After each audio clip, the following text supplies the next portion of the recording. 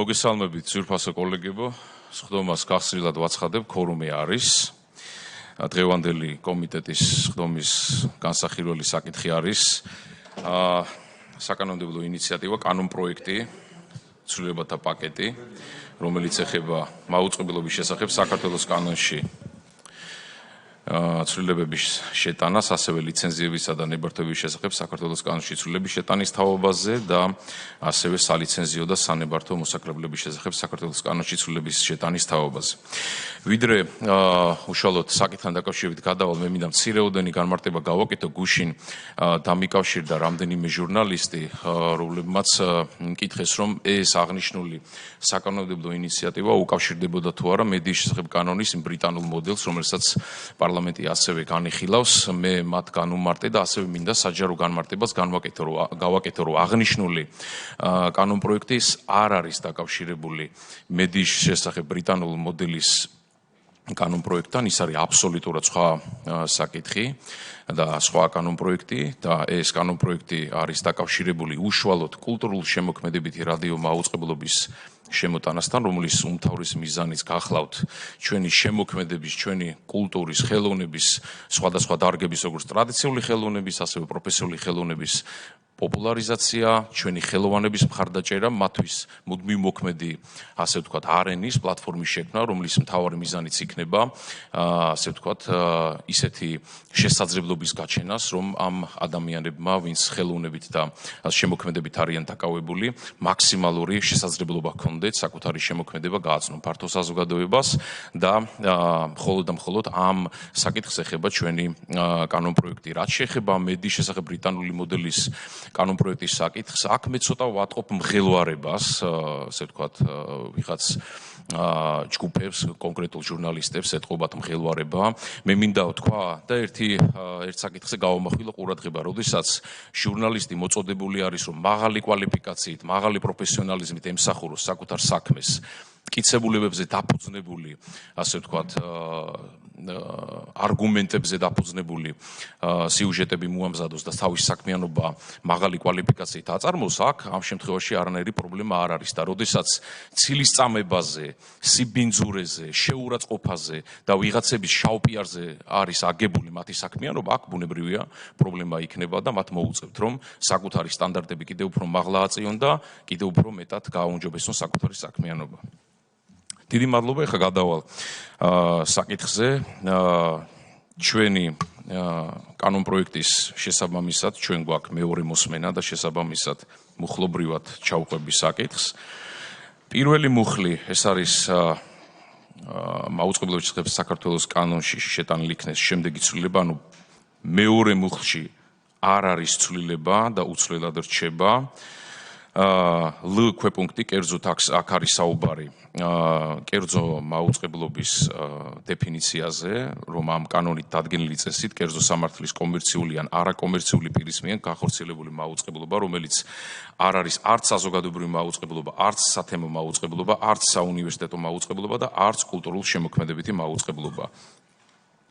ასევე გ პუნქტის 25 ქვეპუნქტი, ასევე 37 მუხლის მეორე პუნქტში არ არის ცვლილება, ანუ A ქვეპუნქტი ჩამოყალიბდეს შემდეგი რედაქციით: ადმინისტრაციული ორგანო გარდა უმაღლესი საგანმანათლებლო დაწესებულებისა და კულტურის ორგანიზაციისა. ასევე 38 მუხლში მესამე პუნქტში ასევე არ არის ცვლილება. აქაც იგივე განმარტება დარჩა, მაუწყებლობის სახეობებია სათემო მაუწყებლობა, კერძო მაუწყებლობა, საუნივერსიტეტო მაუწყებლობა და კულტურულ შემოქმედებითი რადიო მაუწყებლობა. ასევე 38 პრიმა მუხლი, ასევე აქაც არ არის ცვლილება და უცვლელია. საქართველოში ავტორიზებულმა, ლიცენზირებულმა კულტურულ შემოქმედებითი რადიო მაუწყებლობის განმახორციელებელმა რადიო მაუწყებელმა პროგრამები საქართველოს სახელმწიფო ენაზე უნდა განათავსოს, გარდა საქართველოს კანონმდებლობით ან და კომისიის მიერ განსაზღვრული შემთხვევებისა. ასევე 51 მუხლის მეორე პუნქტის A პუნქტი ჩამოყალიბდა შემდეგი რედაქციით და აქაც არ არის ცვლილება. ამონაწერი მეწარმეთა და არასამეწარმეო არაკომერციული იურიდიული პირების რეესტრიდან საჯარო საბრძოლო იურიდიული პირისთვის საიდენტიფიკაციო მონაცემები და წარმომადგენლობაზე უფლებამოსილი პირის სახელი და გვარი, ფიზიკური პირის შემთხვევაში შესაბამისი საიდენტიფიკაციო და დოკუმენტების ასლი. ასევე მე-6 პუნქტი 55 პრიმა მუხლის პირველი პუნქტი ჩამოყალიბდა შემდეგი რედაქციით და აქაც არ არის ცვლილება. სათემო მაუწყებლობის, კერძო მაუწყებლობის, საუნივერსიტეტო მაუწყებლობის, კულტურული შემოქმედებითი რადიო მაუწყებლობის ან გამოძახებით აუდიოვიზუალური მედია მომსახურების განხორციელების მსურველი პირი კომისიას მიმართავს განცხადებით, რომლის ფორმასაც ამტკიცებს კომისია. მე-7 მუხლი 63 პუნქტი 63 მუხლს დაემატოს შემდეგი შინაარსის 8.2 პრიმა პუნქტი.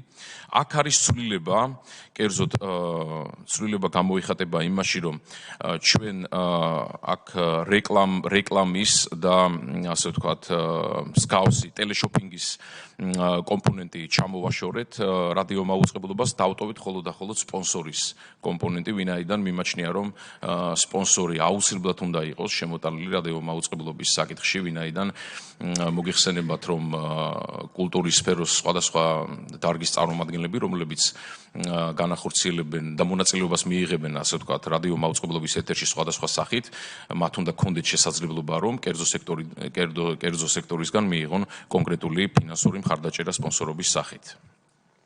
66 პრიმა მუხლის მე-4 პუნქტს დაემატოს შემდეგი შინაარსის 4 პრიმა პუნქტი. აქაც არ არის ცვლილება და შემდეგი შინაარსით არის წარმოდგენილი კულტურის ორგანიზაციის მიერ განხორციელებული კულტურული შემოქმედებითი რადიო მაუწყებლობა შესაძლებელია დაფინანსდეს შესაბამისი ადმინისტრაციული ორგანოს მიერ.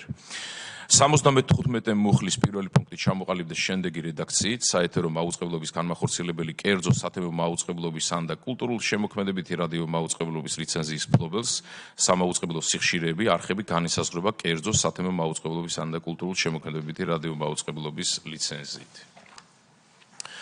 მეორე მუხლი აქაც გასწორდა რედაქციულად, ვინაიდან ჩვენ გქონდა კომუნიკაციების მარეგულირებელ კომისიასთან საჯარო კონსულტაციები და მათი მოსაზრება გათვალისწინებული იქნა, კერძოდ ნაცვლად 30 დღისა მათ მიეცათ 6 თვის ვადა იმისთვის, რომ მიიღონ კონკრეტული კანონქვემდებარე აქტები და შესაბამისად საქართველოს კომუნიკაციების ეროვნულმა კომისიამ წარმოდგენილი სარედაქციო, ასე ვთქვათ, შესწორების საფუძველზე ნაცვლად 30 დღისა 1 ნოემბრამდე უზრუნველყოს სათანადო კანონქვემდებარე ნორმატიული აქტების ამ კანონთან შესაბამისობა. ასევე მესამე მუხლი ესეც ასევე გასწორდა რედაქციულად და წარმოდგენილია შემდეგი შინაარსით. ეს კანონი გარდა ამ კანონის პირველი მუხლისა ამოქმედეს გამოქვეყნებისთანავე, ამ კანონის პირველი მუხლი ამოქმედეს 2025 წლის 1 ნოემბრიდან.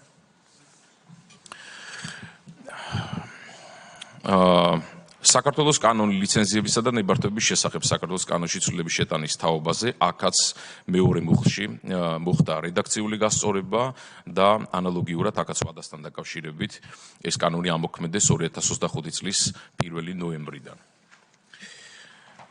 სალიცენზიო და სანებართვო მოსაკრებულების შესახებ საქართველოს კანონში ცვლილების შეტანის თაობაზე, აქაც მეორე მუხლში შევიდა შესაბამისი ცვლილება, რომ იყოს დანარჩენ კანონებთან თანხვედრაში და ეს კანონი ამოქმედეს 2025 წლის 1 ნოემბრიდან. წარმოდგენილია აღნიშნული ცვლილებები და თუ გაქვთ კონკრეტული მოსაზრება ამ პოზიცია, მოგისმენთ თორა და შეგვიძლია უყაროთ კენჭი. ერთი წამით ტექნიკური პაუზა.